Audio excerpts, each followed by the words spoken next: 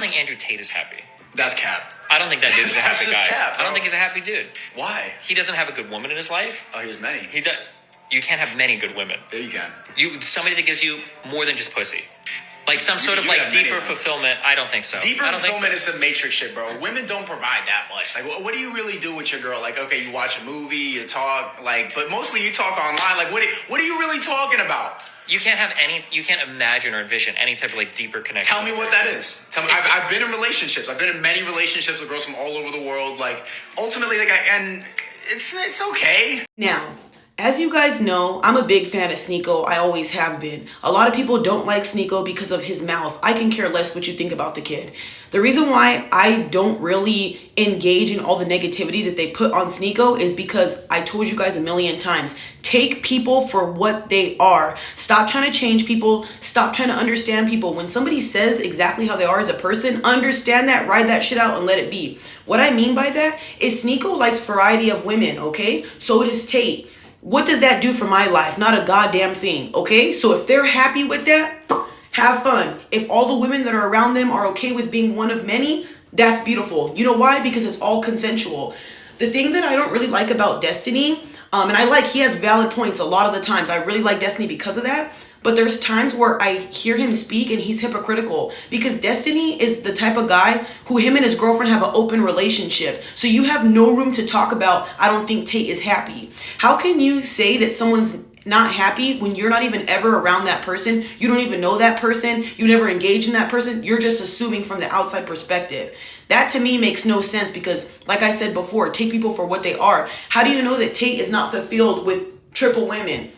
He's how old? 30-something years old, and you don't think he knows what makes him happy? That makes me laugh that people say stuff like that. Just because you are not okay being surrounded by 20 women doesn't mean there's other men who don't want 10 titties in their fucking face. That's their business. I'm not understanding why people have this fixation on like, oh, be monogamous, be monogamous. Y'all, I'm a monogamous person, and I believe in one man, one woman for the rest of your life. But there's people who think I'm a dummy for that, and that's okay. That's why we're all different. But it just makes me laugh that you guys will argue tooth and nail to try to change men like Sneeko and Tate when there's millions of men like Russell Wilson's. Y'all just don't pay attention to those type of dudes. You see what I'm saying? So I don't understand why we focus on stupid stuff like this. But with that being said, I believe that every man is different. Looking at Sneeko, looking at Destiny, looking at Tate, there are some men who cannot emotionally connect to women. And when Sneeko speaks about certain things in a non-disrespectful way, you can tell he's never been emotionally connected to a woman.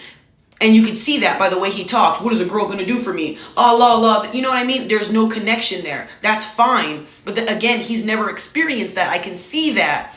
But like I said, guys, that's me analyzing. It's not me trying to force him to be monogamous, things like that. So I'm sorry, Destiny, this take is an L. Because who cares if Tate wants to be on a yacht surrounded by bitches? It's his life. Fuck. And the last thing I want to say is Sneeko said in the video that women don't provide that much. What could they be that great for? Something along those lines. I really feel like the men and women out here who believe, oh, men ain't shit, women ain't shit, or you think that everybody's a piece of crap, or no gender has a good value, I will always look at you funny because I feel like you haven't touched grass and you haven't been around people. I advocate for men, and you never hear me say I hate women, or you never hear me say all women are this. No, that is not the case. There are great women out here. It's just no offense to Sneeko, Tates, and all that. Y'all be having the women that are money grubbers around y'all. And when those money grubber women are around you guys, you have a big mouth about, oh, these women want to use us, this and that. No shit. I would never, ever, ever let women have access to me when I was at the bottom and nobody helped me. That's just me as a person. You know what I'm saying? So, but again, like I said, that's their lifestyle. But I do believe that great women do add value to your life. I have great women in my family that bring great value to my life. And if you have a good woman, they amplify everything you got. But again, with all this shit on social media and all the tainted, toxic women you've seen, how could you believe that? So I'm just going to be honest with you. I kind of see both sides in their argument. But again, y'all, me personally, I'm not very one-sided with this because there are good women. It's just, if you ever see the girls that Tate and Sneeko are around, I'm sorry, those are never wifey types. I see what kind of girls they are. They look like one-night stand type of girls and money grubber leeches. And that's just me outside looking in. I can tell a housewife from a hoe in a fucking heartbeat. I don't know how men can't see the difference either.